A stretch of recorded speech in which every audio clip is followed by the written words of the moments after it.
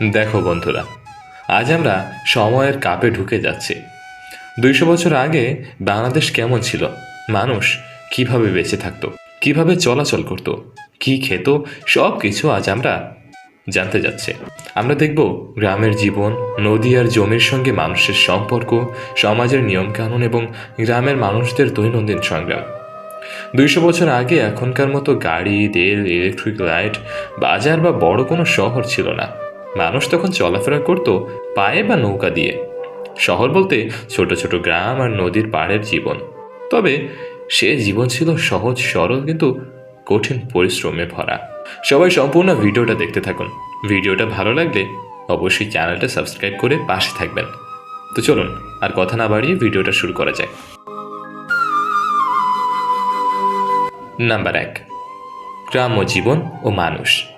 ২০০ বছর আগে বাংলাদেশের বেশিরভাগ মানুষ গ্রামে থাকত। শহর তখন খুবই ছোট। মানুষের দৈনন্দিন জীবন কৃষি নির্ভর। ধান, শাকসবজি, পাট, গম সবই ছিল জীবিকার মূল উৎস। গ্রাম্য বাড়িঘর। গ্রামে মানুষ সাধারণত কাঁচা বা পাকা ঘরে থাকত। কাঁচা ঘর মানে মাটি বা কাঠ দিয়ে তৈরি ঘর, যেগুলো ছাদের জন্য খড় বা পাতা ব্যবহার করত। পাকা ঘর মানে ইট দিয়ে তৈরি, কিন্তু তখনও ছাদের জন্য বাঁশ বা খড় ব্যবহার করত। ঘরের ভিতর খুব সরল। বাড়ির ভেতরে মাটির বা বাঁশের মেঝে, ১ বা ২ রুম থাকতো। রান্নাঘর আলাদা, ছোট ঘর বা বাড়ির পাশে। মানুষ বাড়ি সাজাতো খুবই সহজভাবে। পাথরের বা মাটির হাঁড়ি, বাঁশের টুকরা, টেবিল, চেয়ার বা ফ্যান ছিল না। বসার জন্য সহজ সরল চাটাই বা মাটিতে বসা। কৃষিকাজ ও কৃষকের জীবন।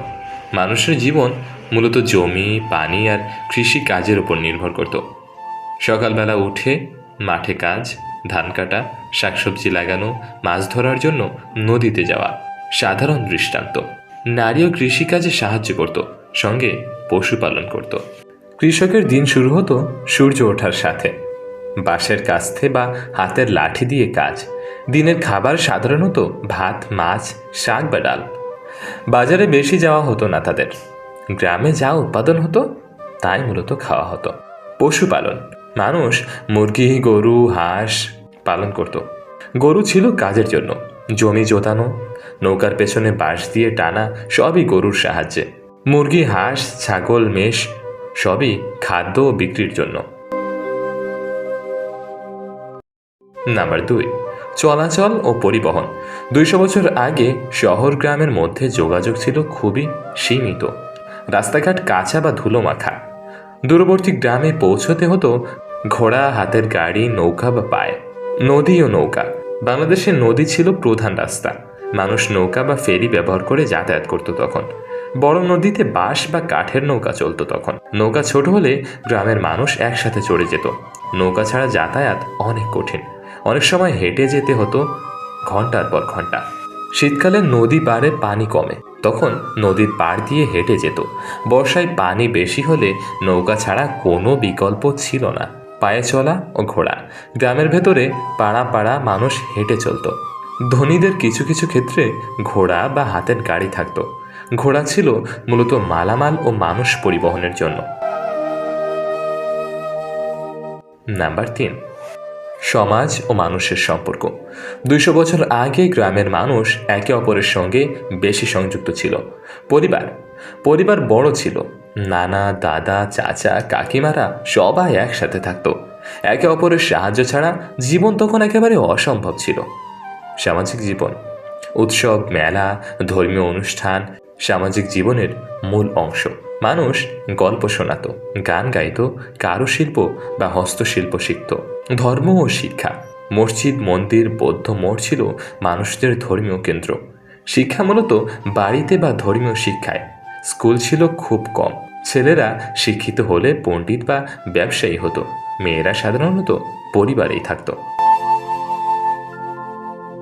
নাম্বার ৪, খাদ্য ও জীবনযাত্রা। মানুষের খাদ্য প্রাকৃতিক। ধান, মাছ, শাকসবজি এগুলোই প্রধান। কোনো সুপারমার্কেট ছিল না। খাবার তৈরি হতো হাতে। মিষ্টি বা বিশেষ খাবার শুধুমাত্র উৎসবের জন্য। খাবার সংগ্রহের ধরন: ধান মাঠ থেকে কেটে আনা, মাছ নদী বা পুকুর থেকে ধরা, শাক ও ফল বাগান বা বন থেকে। জীবনের সঙ্গে খাদ্য সরাসরি সম্পর্কিত। খাবার না পেলে দিন কাটানো কঠিন। নাম্বার 5, মানুষের সংগ্রাম ও জীবনের ঝুঁকি। জীবন সহজ হলেও ঝুঁকি কম ছিল না। রোগ, বন্যা, খরা ও নদীর বন্যা সবই মানুষের জীবনে প্রভাব ফেলত। ডাকাতি বা বিরল সংঘর্ষ তখন গ্রামেই ঘটত বেশি। তবুও মানুষ মানিয়ে নিত। পরিবার ও সম্প্রদায়ের সাহায্যে জীবন চলত তখন। প্রতিটি দিন যেন ছিল জীবনের জন্য লড়াই এবং এক ধরনের সংগ্রাম। নাম্বার 6, সংস্কৃতি ও বিনোদন। গ্রামের মানুষ নাচ, গান, গল্পকথা, হস্তশিল্পে ব্যস্ত থাকত।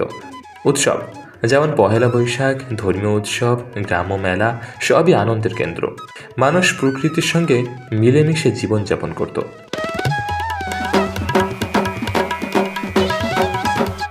নাম্বার 7, শিশু ও শিক্ষা জীবন।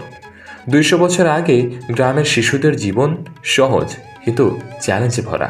স্কুল বা পঠন পাঠন ছিল খুবই সীমিত। অনেক শিশু বাড়িতে বাবা মায়ের কাছে বা পণ্ডিতের কাছে শিখত তখন। ছেলে মেয়ের পড়াশোনা মূলত ধর্ম, জীবন নির্দেশ এবং হাতের কাজ।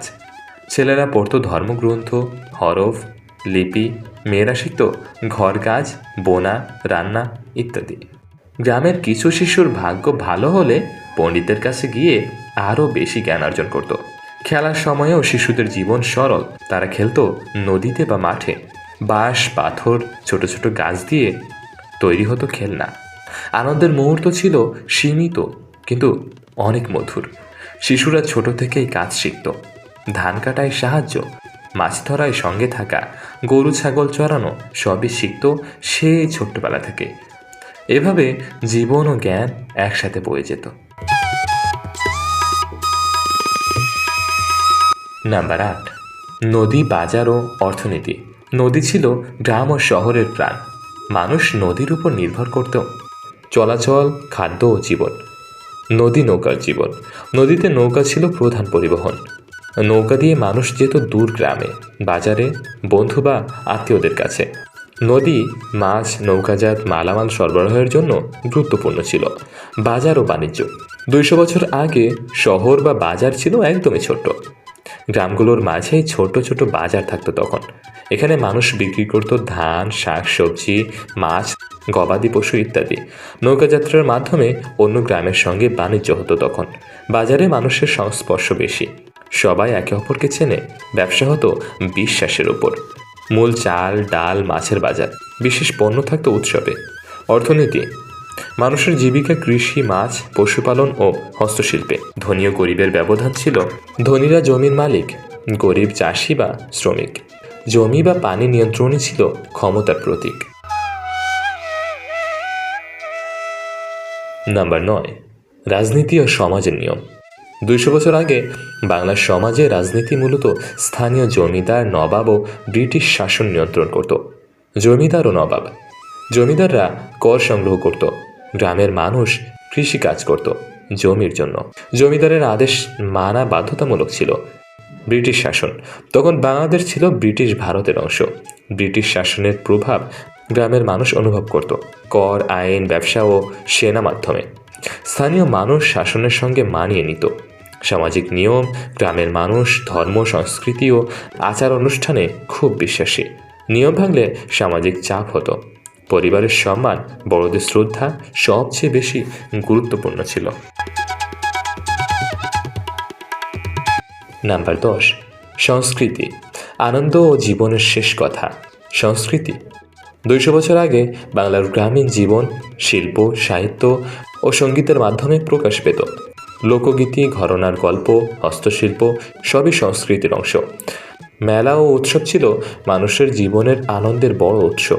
উদাহরণ: পহেলা বৈশাখ, দুর্গাপূজা, ঈদ সব মিলিয়ে গ্রামে আনন্দ। নদীতে নৌকা, মাঠে খেলাধুলা, গান বাজনা সবই মানুষের দৈনন্দিন জীবনকে করত আরও রঙিন। দৈনন্দিন আনন্দ। মানুষের কাজ কঠিন হলেও আনন্দের ছোট ছোট মুহূর্ত ছিল। পরিবার, বন্ধু, আত্মীয় সবাই মিলে উৎসব, খেলা, গান, গল্প। শিশুদের হাসি, মহিলাদের গান, পুরুষদের হস্তশিল্প সব মিলিয়ে জীবন চলত সুন্দর। জীবন সহজ ছিল না। রোগ, বন্যা, খরা, যুদ্ধ বা দারিদ্র্য সবই ছিল জীবনের অংশ। মানুষ মানিয়ে নিত, লড়ত এবং প্রতিদিন বাঁচার জন্য সংগ্রাম করে যেত। শেষ 200 বছর আগের বাংলাদেশ। জীবন সরল, প্রকৃতির সঙ্গে মিলেমিশে। নদী, জমি, পশুপালন, কৃষিকাজ জীবিকার মূল অংশ ছিল। পরিবার ও সম্প্রদায় গুরুত্বপূর্ণ, খাদ্য প্রাকৃতিক, পরিবেশ কঠিন। আনন্দ ছিল ছোট ছোট মুহূর্তে, সংগ্রাম ও পরিশ্রমে ভরা।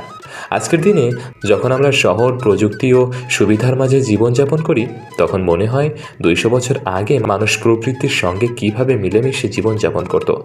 তাদের জীবন ছিল সংগ্রামময়, সরল, কিন্তু মানুষের সাহস, উদ্যম ও সম্প্রদায়ের শক্তি সবসময় দৃঢ় ছিল।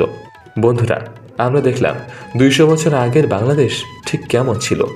মানুষ কৃষি, নদী, পশুপালন ও সম্প্রদায়ের ওপর নির্ভর করত।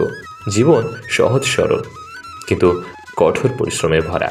প্রতিদিন সংগ্রাম, কখনো আনন্দ, কখনো দুঃখ। এই ইতিহাস আমাদের শেখায় মানুষ চিরকাল তার পরিবেশের সঙ্গে মানিয়ে নেওয়ার চেষ্টা করেছে। আজকের সুবিধা ও শহর জীবনে আসে বহু মানুষের সংগ্রাম ও শ্রমের কারণে। প্রকৃতির সঙ্গে মিলেমিশে জীবনযাপন, পরিবারের মূল্য, সমাজের গুরুত্ব সবই 200 বছর আগের মানুষদের শিক্ষা। বন্ধুরা, আজকের ভিডিওতে 200 বছরের বাংলাদেশের মানুষের জীবনযাপন খুব সংক্ষেপে আপনাদের মাঝে তুলে ধরলাম। ভিডিওটা দেখে আপনাদের অতীতের কোনো কথা যদি মনে পড়ে, তাহলে অবশ্যই কমেন্ট করে জানিয়ে দিবেন। সামনের ভিডিওতে বাংলাদেশের কোন বিষয় নিয়ে ভিডিও দেখতে চান বলে দিন। আর অবশ্যই সবাই চ্যানেলটা সাবস্ক্রাইব করে পাশে থাকবেন অজানা তথ্য জানার জন্য। ভালো থাকবেন বন্ধুরা, দেখা হবে সামনের অন্য কোনো ভিডিওতে। আল্লাহ হাফেজ।